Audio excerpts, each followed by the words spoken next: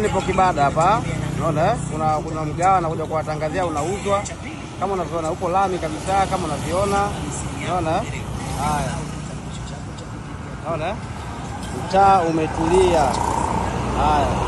Mgawa wetu ni huu hapa. Unaona huo mgawa? Unaona? Mgawa ni huu hapa huu, unauzwa. Unaachia kila kitu, unaachiwa meza hizo za meza hapo unaachiwa. Umeelewa? TV unaachiwa, mafeni manini, umeelewa? Kuna CCTV kamera hii hapa kama unavyoona hii hapa. Zote unaachiwa. Ndani humo kuna ofisi, kuna jiko, umeona? Kila kitu. Haya, tunaenda kuangalia. Mgawa ni mkubwa jamani. Njoo chukua mgawa, ufungue biashara yako. Unaona? Haya, naanza kuangalia jinsi kulivyo.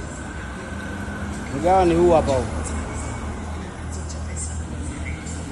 Hapa wateja ni wengi. Haya, tunaanza kuangalia ni jiko.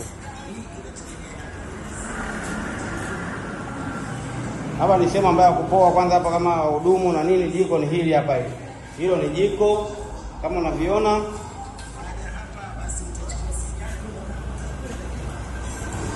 Unaona? Huku kuna vioo ndani. Unaona?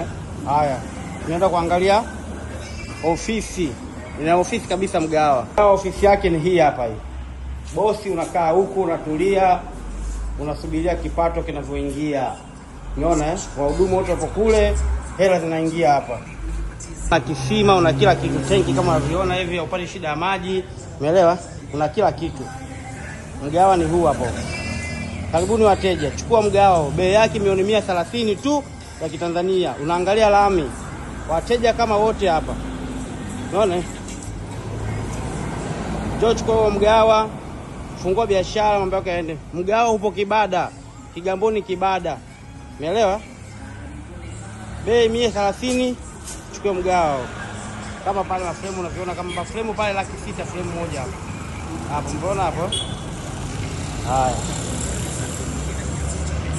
Njoo chukua mgawa, ufungue biashara zako.